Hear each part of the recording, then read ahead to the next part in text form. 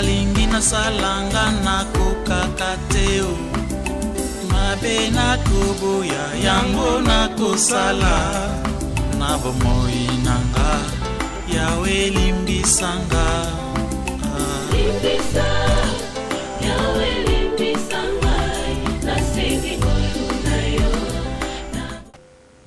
Aujourd'hui nous allons parler les caractères de Judas. Caractère et Judas, on avait dit que on avait parlé de tous les disciples de Jésus-Christ, les apôtres, les 12 disciples. Maintenant pour le moment il nous reste que Jean, Zébédée. C'est seulement Jean qui nous reste. On avait déjà touché Judas. Amen, amen. On avait parlé de son appel. Aujourd'hui nous allons parler de son caractère. Caractère, il y a Judas. Acclamons pour la gloire de notre Dieu, de notre Seigneur. C'est quoi le caractère d'une personne? Soit le caractère d'une personne, cela veut dire quoi? Ça veut dire sa nature, individualité d'une personne. Et là, amen, amen. Marque naïe, le lenge naïe, son comportement, sa façon d'agir, sa façon d'être, particularité naïe. Alléluia. Nous voulons voir cette particularité, il y a Judas. Le caractère, c'est l'apparence. Ce que nous voyons. Et il y a Judas. Aspect, il y a Judas. Alléluia, alléluia. Caractère, Yamutu, c'est l'ensemble inhérent des attributs qui déterminent les actions morales, éthiques d'une personne et ses réactions. Les alliés et ensemble, il y a biloko nyonso, ils ont caractérisé, ils ont talisa lo lenge ya mutu. Na ndenge ya éthique, na ndenge ya morale, na ndenge ya mental, il y a une mentalité. On peut parler aussi de la personnalité. Sa personnalité, sa façon d'agir. Le lenge yé azali ko vivre. Oh, moi no azama comme makasi, c'est-à-dire ils ont monana na ba agissement na yé. Oh, aza courageux. Azama no azana courage, oza audace, vous avez audace, aza audacieux. Amen, amen. Il y a d'autres personnes qui disent aza fermé. Donc à bombama. Na makambuya salaka, aza capabilité, aza capacité pour y mamuya salaka. Il y a d'autres personnes bazali audacieux, bazali généreux. À bomba makambuté. Amen, amen. Donc ceux qui au sahel kam ayebiso au sahel ngamabe bosololi ba mosusu okosale mabe ata onyati na makolo ata oluma loba isale passe ayebisa yote ata loka misu donc okoya koyeba ke makambo na saki pana eza mabe lobi aza fermé mais depuis longtemps na sahel kambona zokande isala ka passe ndimo na badusu bazaka muni muto avandi kimia mukolo ko exploser au kamwe. Alléluia, alléluia. Eza ba caractéristique, eza ba caractère yabatu. Particularité, singularité, solidité, spécificité. Alléluia. Amen, amen. Là, on parlait seulement sur le thème d'abord, les caractères de Judas. C'est-à-dire, nous voulons parler de la personnalité de Judas. Nous voulons parler de la tempérance, individualité, il y a Judas. Nous voulons parler aujourd'hui des signes ou ensemble des signes propres à Judas. Des signes où ils sont propres, où ils sont déterminés, où ils sont définir. Et nous verrons que tu se retrouver et bien dans le signe à Judas. Alléluia, alléluia. Acclamons pour la gloire de notre Dieu, de notre Seigneur. Extérieur, il y a Judas. Les bandes à Judas. Et banda ko semblé, il y a Mount Oyo Asambelaka. Un type bien, un type logique. C'est pourquoi dans le groupe de il y a des apôtres. Dans le groupe, pour la couper sa Moutou, comme un trésorier, batalaka muntu aza digne de confiance. Vrai ou faux? Amen, amen. On ne peut pas faire confiance à quelqu'un, on ne peut pas donner de l'argent à quelqu'un qu'on n'est pas sûr. C'est-à-dire, les disciples, tant que pensaient que Judas était digne pour payer trésorier. C'est-à-dire, Azaki digne de confiance. Azaki une apparence, moko, d'abord, par son nom, Judas. Judas qui veut dire Dieu soit loué.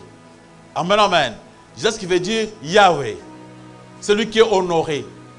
Donc, il s'est camouflé. Amen, amen. Donc, on voit l'hypocrisie dans son caractère. C'était un vrai hypocrite. Vous savez que hypocrite, c'est un acteur. C'est celui qui joue la place de Batumoussous. Il peut jouer comme un pasteur, apparaître comme un pasteur, mais on a quatre naïs à pasteur. Mais comme on a marché comme un pasteur, il peut parler comme un pasteur. Ce qu'on y habité, on va dire qu'il va théâtre. Parce que vraiment, c'était un vrai pasteur. Amen, amen. Donc c'était comme ça avec Judas. Il jouait Kozala disciple. Pourtant que depuis le commencement, Judas ne comprenait pas, il n'acceptait pas Jésus-Christ.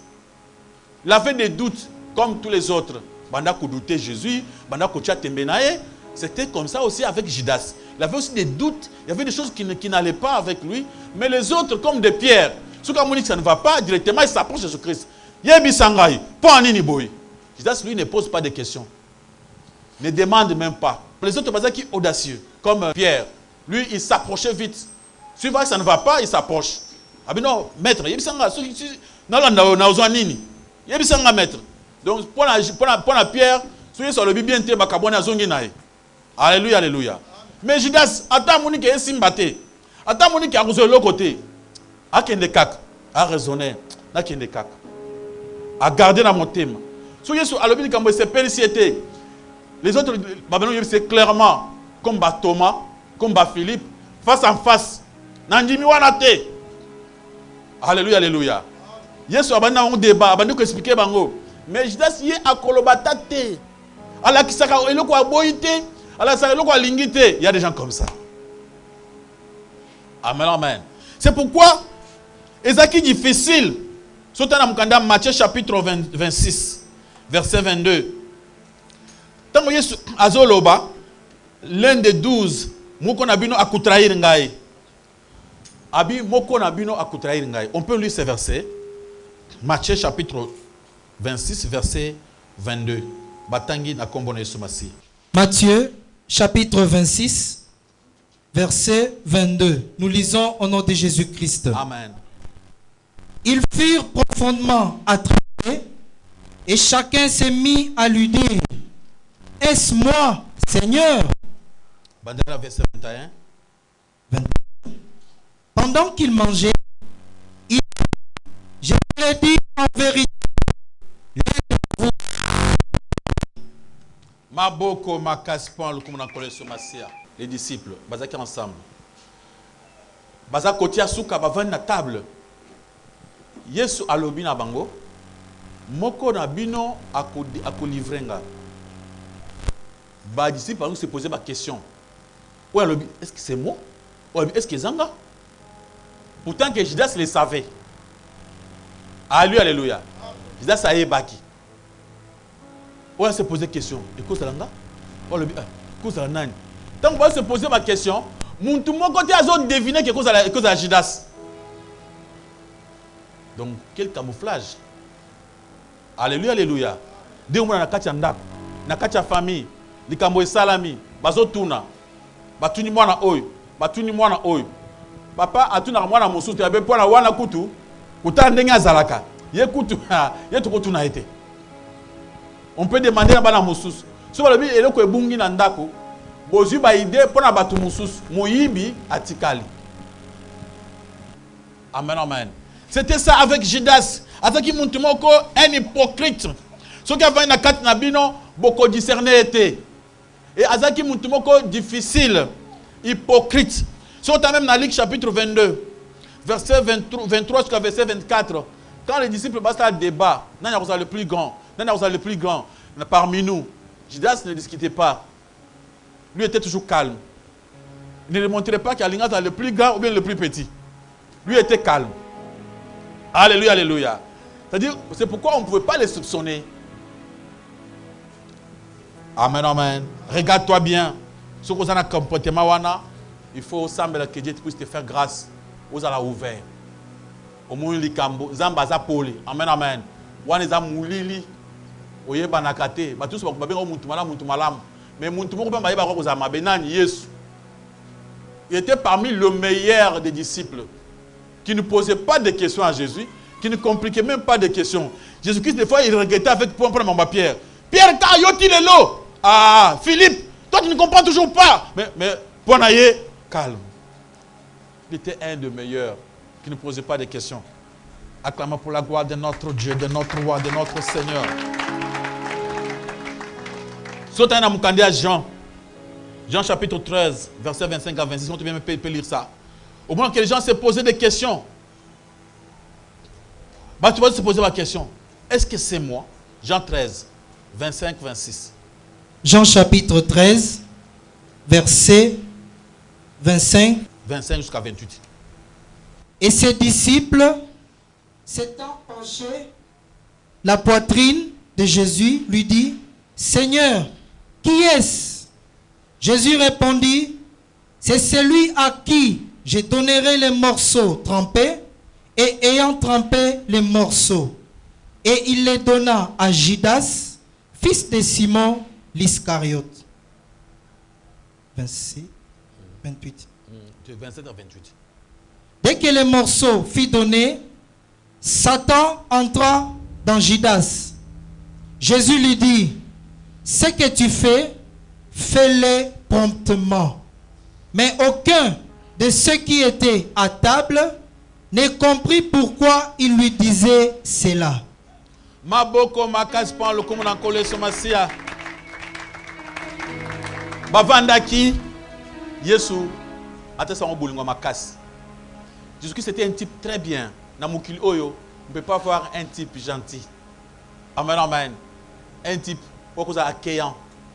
On a la tendresse comme Jésus-Christ. Par même on ne peut pas voir quelqu'un comme Jésus. Ce n'est pas facile. Tala bazoloba, tant Yesu alobi, moko na bino atekanga. Babi disciple moko alela ke na king na tol. Nani? Jean. Amen, amen. Jean alela ke na nzoto. Atuniye. Kolo. Nani yango akoko sa likambo wana. Ba tous va se poser la question, est-ce que c'est moi? Est-ce que c'est moi? On ne comprenait pas. T'as la hypocrisie à Judas. Jean a tourné Yesu. Mokonzi. Yebisanga. Nani wana akosa likambo wana. Jean aimait Jésus-Christ. Abanu le gars ala il est dans zoto. Balamoko Yesu a yebisié. Jean. Muntu oyo okomona tango na kocha lipa na supu. Ona opesa wana. Ye wana muntu akotrahir ngai. Bayoki. Bana zamba alléluia. Bayoki ne Yesu abisi bango. Après Yesu sur place. Azulipa achana supu apesi nani? Apesi Judas. Bala moko Satan a côté lié. Yesu abina Judas. Makambo lingo sala wana kende sala yango. Ba douter.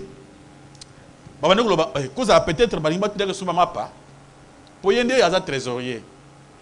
Personne, ça dit même Yesu ils sont que muntu ana ba comprendre Yesu mais pour na bango pour na Judas te. Ba za muntu mususu ba tia li papa pesa e.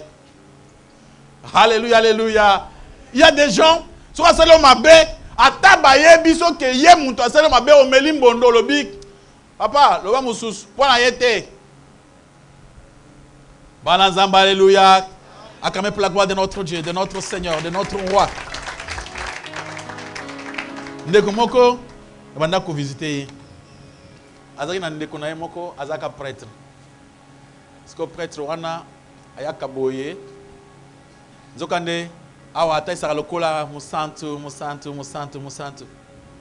Mukolo moko ba ko rêver que ndenga yakawa azana basi na ye. Abota na bana. Mais ndeko na propre azana bulté. Parce que ngana kotani na ko ba vérité. Parce que le Messie avait travaillé avec l'un de nous. na tuni na ebisi ngabi ndeko na yo mura ba ndeko na nga musanta famille ngabi mais ya bota libanda alors bi pasteur na ko nandi maka wana okopesa nga mbondo na meli bana nzamba alléluia wana mela mbondo. Quelques années plus tard mukolo yebaka andima kate bato basala confiance bongo te bato bayeba oyo zalaka amen amen parce que si on a bien ko zalik na ko éviter yo na ko préparer yo na ko aider yo mais yo eloko zaka yeba na kate oza vraiment mulili hypocrite ténèbres. Alléluia alléluia. Même dans ta famille on ne te connaît pas. On ne te connaît pas. Si on ne pas la confiance, on va na yo. Donc on est les sorciers, ténèbres. On est ennemis à la famille. Bananzamba, alléluia. L'hypocrisie. Ils ont comme ma casse. Moi je voyais là où je suis venu. Côté de la Outa, c'est un problème dans la famille. Au moins, papa va dire moi sinabana. Atuni bango. Nana lokangao. Parmi bino nana lokangai. Les affaires ne marchent pas. Mais si vous allez bien, les véritables impudiques, ils ont passé à battre yemoko. Amen, amen. Maintenant, il demande aux autres personnes. On appelle moi ça, souci papa, ngai na sali mabete, na sali kinokte, tout bela malam, pamba te mandana balio ils aussi mbaté. Oui, ya okutika na zana biloko mais je ne vois pas clair. Ateli bana. So ben peut prophète peut il y a un prophète akona bomuna ka papa kindokite. Bomuna ka kindoki ya maman ou bien ban. Caractéristique ya Judas, c'était un vrai hypocrite. Un type fermé. N'était pas ouvert. Tu peux vivre avec lui pendant des années. Tu n'aurais pas été. C'est pourquoi souvent dans le Baranabino, apprenez à aimer les gens sans faire quoi? Les hommes ne sont pas dignes de confiance. T'as Judas. À part Jésus-Christ qui savait qui était Judas. Les autres ne connaissaient pas qui était Judas. Alléluia, alléluia. Batu musubi biso to bana mukilo batu bana mbangoyo batu bana mbangoyo nzoka nde bangunde baza batu mabe otu na ko batu nzoka nde baza bana mpa nzambe so te na groupe na bango okomona ba Pierre batu maloba okomona ba Thomas batu batembe mais nzoka nde le vrai méchant c'était qui? Judas. Atalisa kama mona ete atuna ka mituna te azam maele avant de parler azo raisonner cette fois. Amen amen. A dit, si on a le Bible, il va boy. Si on a le Bible, il va boy. N'avant de kimia. Si on a fait ces réponses, à cause de l'idée. Si on a le Bible, à cause de boy. Non. Attends, à ce massage. À ce massage. À comme digne de confiance. Après, yo moko ozu ba vrai secret na yo au PCA. Amen amen. Alléluia alléluia. Yende muto za mokonzi a troupe pour combattre yo. Yende muto za batini pour ba loka yo. Yende muto a cette ba piège pour zo échec. Après, yo, juste craignons sur yo. Ok, vous avez parce que yo ne vous avez pas de confiance. Tant que vous avez à calculer si parce que tu contrôles awa, tu contrôles awa, tu contrôles awa. Après, à la binzamba bolingo, à kusungayo, aux ongles sous, au pays sous confiance. Le monde c'est comme ça. Ma beaucoup pour le comment on colle sur Massia. Que Dieu nous fasse grâce. Vous avez un comportement tel que le Judas. Alléluia, alléluia. Il y avait des gens tels que Simon le Cananéen. La personne que Simon le Cananéen a ça qui comme le métrier. Parce qu'il y a un groupe de rebelles. On le considère comme étant le métrier. Il y avait des gens tels que Matthieu, les républicains. Donc, Batoko, ça confiance pas Matthieu. Matthieu, à Mouyibi, à Mbongo. À Outina Mouyibi, à Saki Mouyibi. C'est-à-dire qu'il était considéré comme étant un voleur. Moutumabe, Batouya, Baïpi. Quand tu sois Batouya, Kouti Yesu. Matthieu a zulana messa mo bi oh uzulana bato aboye mais pourtant que Judas a ce qui bato baza qui digne de confiance, les gens calmes, les gens oh baza qui vraiment na caractéristique moko que mutu yo sako ko accepter que ayamba ina ndako na ye. Alléluia alléluia amen amen. Pourtant que les autres là ce qu'on considère être le méchant, on dit bazaki ba bien. Bien aimé, okuta kota la batu libanda te. Bibe solo ba. Batu ba mona ka batu libanda. Amen amen. Mais nzambata a mutu libanda te, nzambata kana kati. Mais biso mona ka batu libanda. Muni mutu libanda azamalam. Azamalam. Nzokande ya azamalam te.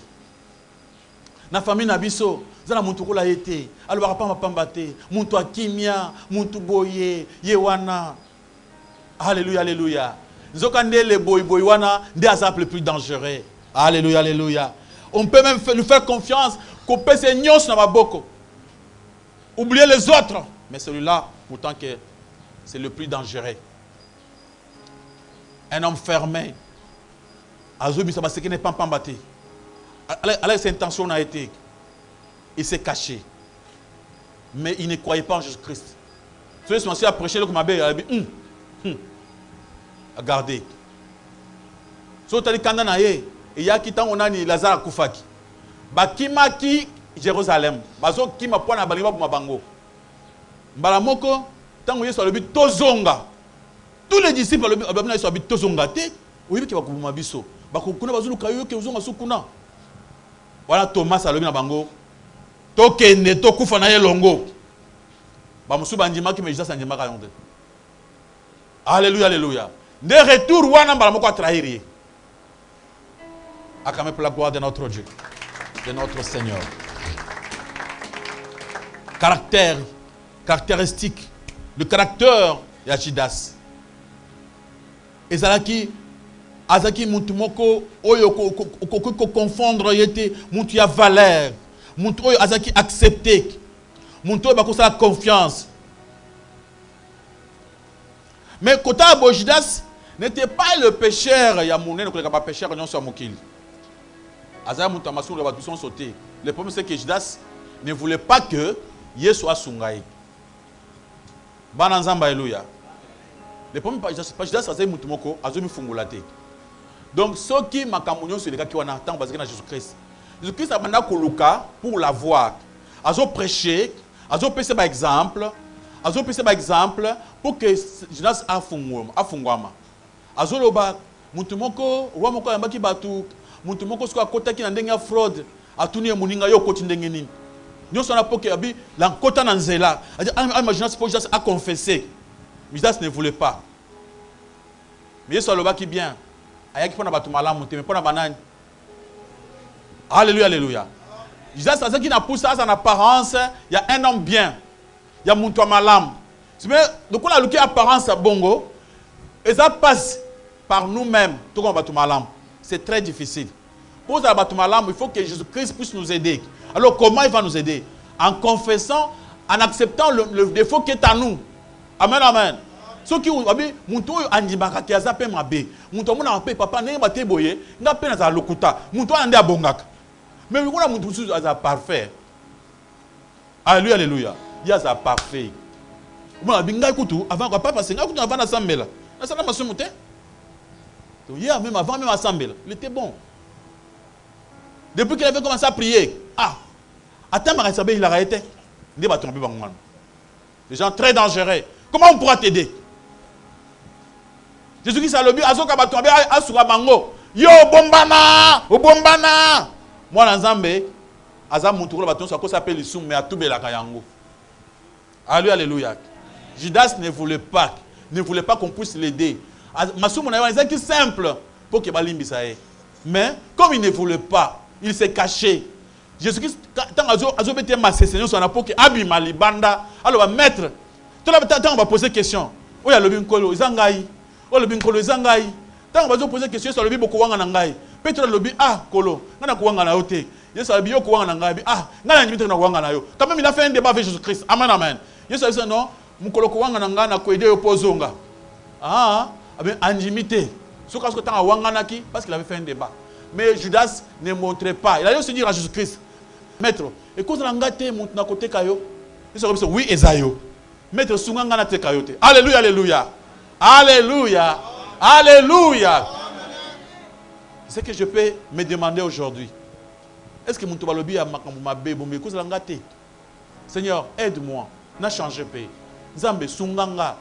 Ba changer kayo mon côté. Zambe muto a changer kabato. Ko changer et sa délivrance. Muto mo konde muto ko délivrer yo. Amen amen. Donc soko muto pratique masumu. Yé mo ko tika te. So nzamba sungi yo te, moi o tika masumu ezate. Maboko makasi pan lo komona kolesto masia. Alléluia. Tous on qui babi tango balamoko yesu abi na ye babi Satan à côté lié. Judas akei pendant ko sala likambo na ye. Je parlais de Judas, son caractère.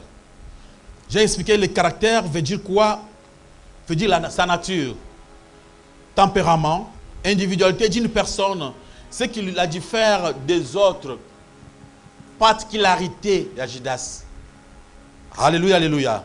Signe ou ensemble de signes propres à une personne.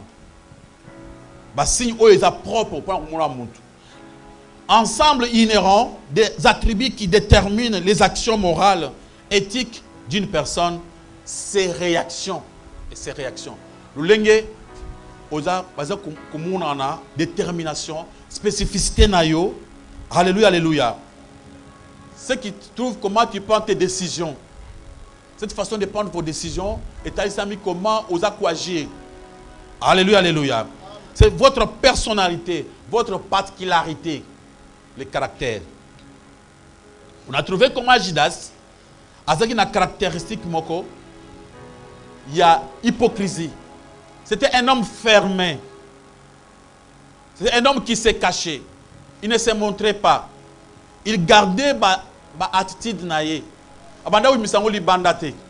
Il ne parlait pas trop. Judas a marché avec Jésus-Christ pendant 3 ans. Il a parlé qu'une seule fois.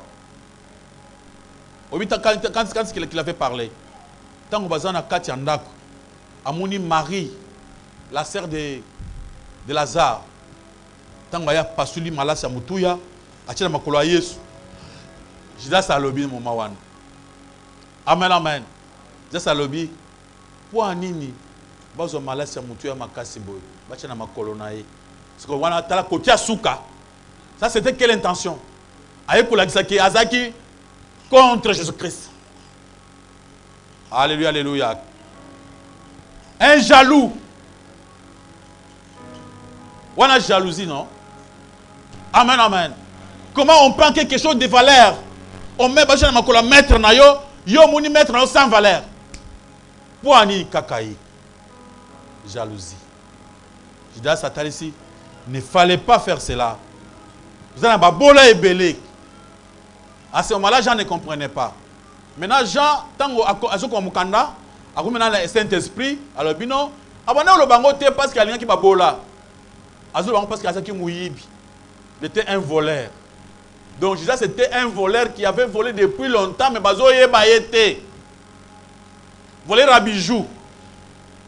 Exemple, il y a on appelle Sibino Awa. Aïba bijou, bakanga batu mususu, babengana bango na bandako. Judas avanda wana muntu malam, muntu malam, muntu malam. Amen, amen.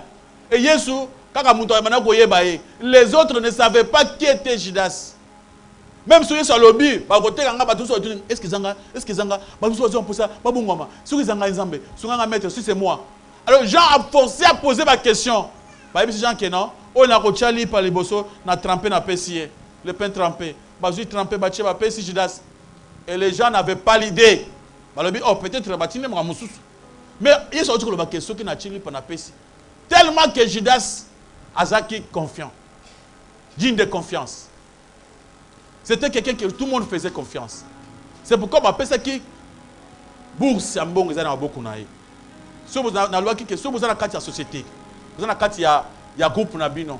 Vous avez pesa bourse ya mbongo na beaucoup nani. Beaucoup pesa na beaucoup nani. Muntu oyo ya nani ya confiance. Alors pour la disciples nous sommes que muntu malam, l'homme le plus gentil, l'homme qui cherche qui ne fait pas trop de débats, l'homme qui est comme ça comme c'était qui Judas. C'est pourquoi Bassala qui a confiance. Pendant que Judas a la bourse, aïba te, Bassala idée. Personne ne se faisait des idées pour Judas. Quelle hypocrisie. C'était un véritable acteur. Un acteur, c'est-à-dire un hypocrite. Il jouait dans la bonté, gentillesse, mais dans son cœur, avec chaud. Alléluia, alléluia. Tant que je suis dans le bongo, je suis malade, je suis malade, je suis pourquoi? Alors, c'est encore une seule fois. Il y a des gens comme ça, vous trouvez un ami qui ne s'ouvre pas. Il y a un ami qui ne côté. Tout le monde a des défauts. Il y a aussi des points forts et des points faibles. Il faut accepter aussi ces points, il faut les connaître. Mais il y a des gens qui ont un défaut. Mais ce que ou bien tu restes caché. Vous allez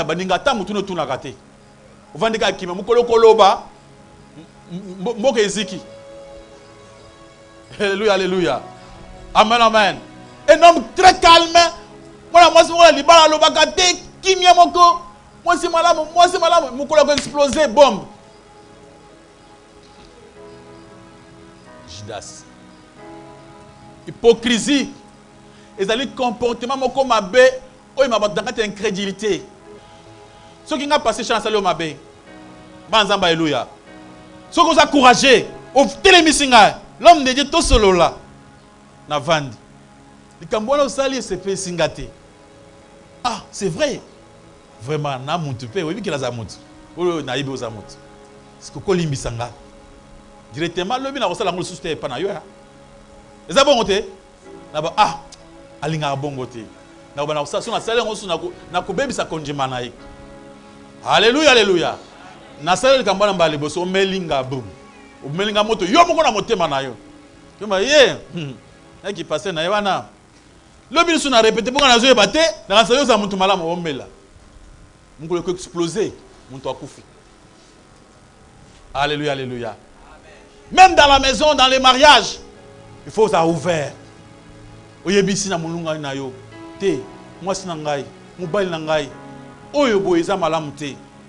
Dans la famille, il faut que ça muto fungwama. Baye bayoyo. Baye ba ko silikaka. Amen, amen. Baye ba ko lobaka. Amen, amen. Baye ba ko salama be songolo ba ko aider yo. Ba ko aider yo. Mais toi tu veux être très bon. Tu marches avec Jésus-Christ, tu es bon pendant 3 ans. Olobaka te, kimia. Pana biso olobaka. Mai matala nga jaja bantu. Ça c'est en hébreu. Les lots silencieux là. Les lots calmes là. Dans des lacs là. C'est les plus dangereux. Amen, amen. Quand vous arrivez dans une rivière, au monument Kinya, au Canada, vous bougez. Vous avez des gens Muzindo.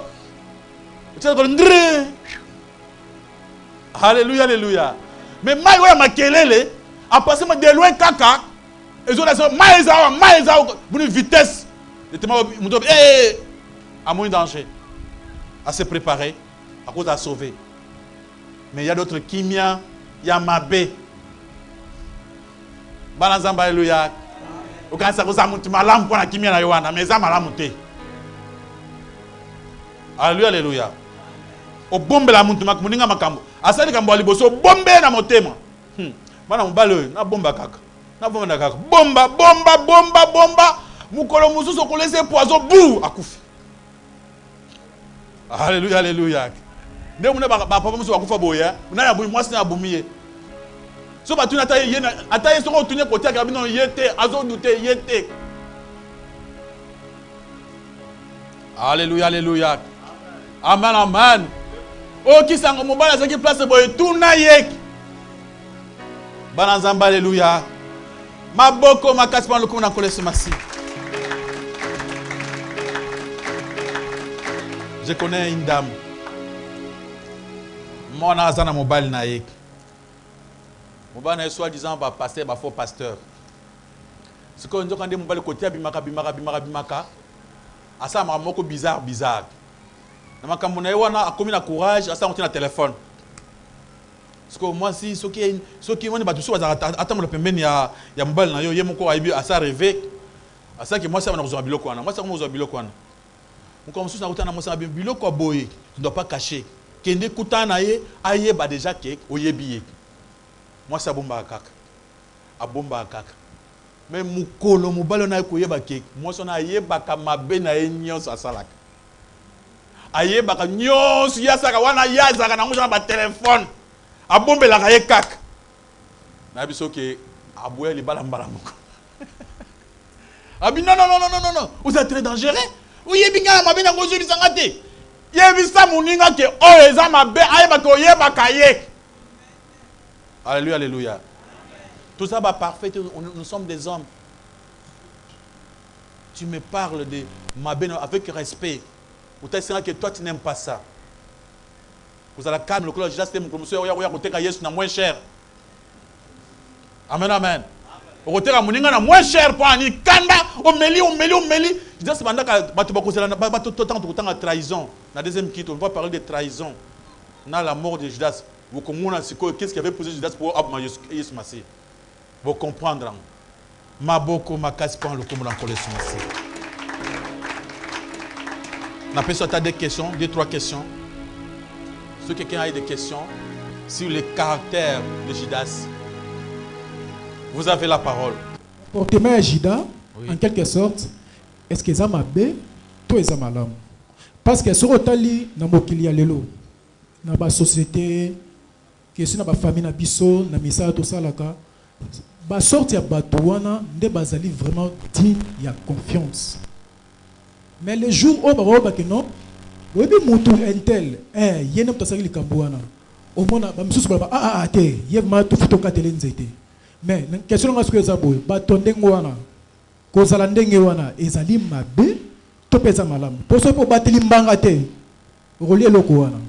Merci vraiment. Monoko batela monoko pona kofinga mutu. Pona koloba mabe ya batu pembeni. Zinga.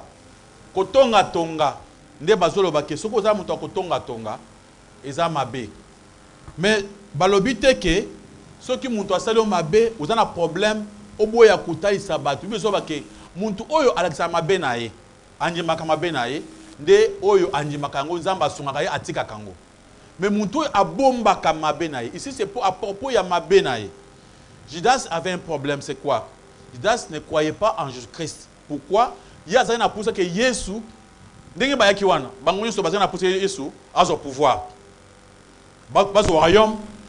C'est pourquoi bazo wala na yoza mukunzi. Il ne pensait pas na lola na tango wana.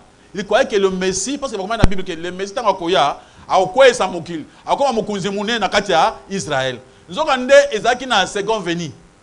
Bango bazaki na confusion. Et tango bango bazoya, il pensait déjà que boy bakoma ba mukunzi.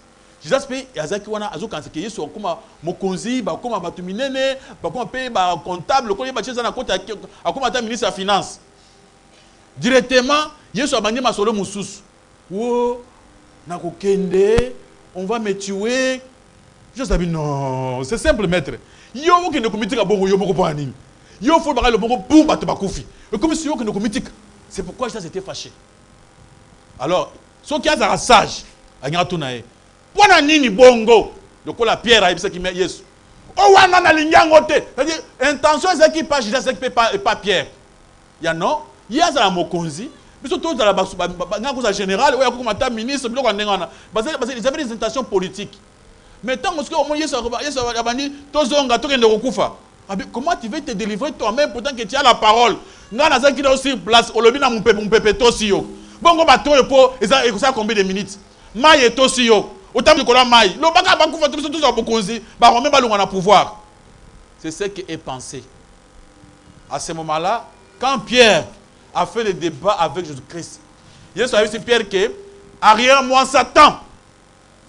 A Pierre que au combien makanisi abat. Alléluia. Et Pierre même attaqué tango attaquer bango. Pierre n'avait pas hésité pour attaquer que non tout ça prêt au bunda. Avec son quatrième matoy mettre à côté de la na sisi bango. C'est pourquoi il avait déjà commencé la guerre. Maman, ils sont que nous habitons à te pételo. Ils habitons à te. C'est pourquoi on se bat qui marque. Ils avaient mal compris. Judas aussi, avec une intention. Il fallait dire à Jésus-Christ. Ngana se pele aux awa, ngana ngoza kama mokonzi. Pour expliquer. Et il ne voulait pas lui poser de questions. Il cachait ses défauts, ses colères. Balobi, muntu malamu aza muntu atali sa ki asiliki. Atali sa ki asepelite. Atali sa ki alingi. Mais yo soko za muntu. Ola risete soko lingi, soko boyi to yeba raté. Ba pesu biloko na mesa, oleka. Soko boya ki angu to yebite. Soko sepe nangu to yebite. Lobi to to pesu susu. Makolo ya soso ote. Tu vas saper to linga kango parce que côté mino bolia kango mingi. To pesu susu boyi. Zo kande osilika makasi. To zo yebate. Donc il faut le battre au moni bolembi singa na makolo soso mikolo sanda ko na bino bo pesa nga pata moi mon pende. C'est comme ça. Mais yo calme kaka. Il y a encore une question. Alléluia, alléluia. Si vous avez une question. Question nanga ezali parce que Judas otalisi biso ya sa serviteur de Dieu ya salaki na Jésus. Ngana koti na couple kolandisa mibali. Mibali mingi balingi reprochete. Ata za pasteur. Parce que na yebi ba pasteur ebele ba fana ka pembe nanga ba usala makama be na moni ngabe. Pasande boye. Donc balinga ka reprochete. Siko bato ndengo wana na mona kinanga vomie. Mwasi afana na yenye ole aloba po. Koloba mususu ba beti ofimbi. To kata makambo ya ko beta ko fimba. Donc okomi ko yesa mama fana kana onye. Ayoki abandi ko fana ni atala kandengo wana. Ndi afandi aumeli na libala wana. Omoni question nanga siko calme oyo lobi awa po. Les hommes n'aiment pas des reproches. Wa les en attire na biso ba mibali. Mobali alinga ba reproche te. Mobali alinga honneur. C'est pourquoi Bible dit que l'homme est le chef de sa femme dans le mariage. Balinga muso ba ke barate, ba rason so ba komaka ba bosani. So babi mobali aza mokonzi ya mwasi oyo obali oyo pesa kidoto wana ndio mokonzi na ye. Ke bana ba grande sœur bazali, ba petite sœur bazali, ba patron na musala bazali, ba yaya quartier bazali, to pesa bango respect. Amen amen. Po yo komaka nga mobali, yo mwasi. Keba wana ezali manque éducation. Amen amen. Dans katia basi babi mwasi oyo obali wana ndio yo za mokonzi na oyo pesa ki monga libala wana ndio yo za mokonzi na ye. Na ba oyo abisote. Po yo komaka na nzela muni mama ya batu madame ya batu obitala mwasi oyo. Wana eza erreur grave. Wana madame ya batu ko benge bongote. Wana azali grande sœur na yo, pas petite sœur na yo, azali ya quartier, pesa ya respect. Amen amen. Na natire na biso mibali, mobali alingaka azala honoré, azala respecté. Mais selon la Bible, on nous montre que na force ya mokil, souka ya force, c'est la femme. Soki bitumbele ki makasi baloki moya ko sala ngo ezali te po balonga bitumba wana et on cherche une femme nde suki sa makam la femme. Alors mwasi oyo miyebi qualité na ki mwasi nde mwasi alonga mobali. Mwasi alonga bitumba na makofi te.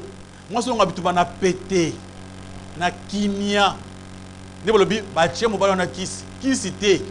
Mwasi wana aza femme. Amen amen. OK na onzela mobali na yo. On dit que mbali a bendami quelque part. Monsieur Zokende. Zokende. On comprend que à mon image mon sous vous pesez dingue toucher. Vous savez chéri atali côté. Vous savez que le monde le côté vous a kokende. Yo sko moni côté yo sko lequel côté ya zota ela wana ndio yo côté le côté wana. Parce que yemo comprendre que non. Moi so a contenir fort hein. Tant que comme na ndako dans le calme. Ah chéri, c'est peut-être que ma compétence est dans la terre. Oh, y'a ndenge ni chéri. Ah, donc na nzela yo tala mwasi mususu, tala mwasi na mabe hein. Tala niveau na yo. C'est que na bon soni hein, na bonka moto. Ah, prochainement surtout que na nzela ko ça bon hotel. Tout ça na nzela yo, miso et pas mwasi mususu. Vous voyez que voilà est-ce que abanda bunda na bitumba? Te.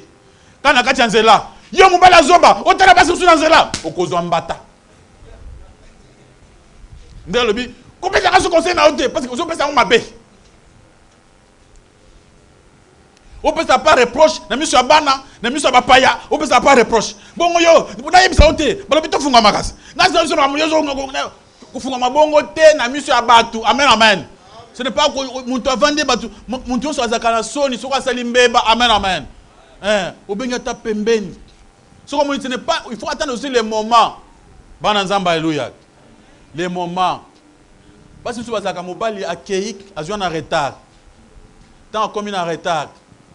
Yé assez siliki alabi ngai na za mutu akukanga mate nga za hypocrite nga za pole nga pote koko afonga pote oh tu wapi on prend une façon de demander ata azaki na raison azaki na tort azuni raison mobali mobimbero oyo tu wapi mongo tali oyo mwasi nini déjà on peut se makasi mais ce qu'on font les potes ah chérie oye vraiment je t'attendais beaucoup de ndako ah il fait chaud hein ok vanisi muke okulia avant bien ko sokolana non chez nous sokolana mai akia sokoli mai azongi ochibile ko na mesa ce n'est pas ndenge yo sarate ochibile ko na mesa ok ko lala ali est-ce que attends c'est comme piment ezate akutuna muntu te ye ok ko lala de bon côté akena na tambo ya nga ba era boye pour na vendre tout là na esika moko donc toi tu viens bova na mesa beaucoup mi kola na mobile na yo tant bozo laisse ko nde asisi kolia.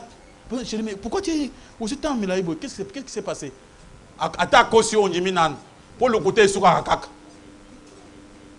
Amen amen. Mais yo ça so oh okosi ah non bah tu vas voir on banga yo sur ma cam.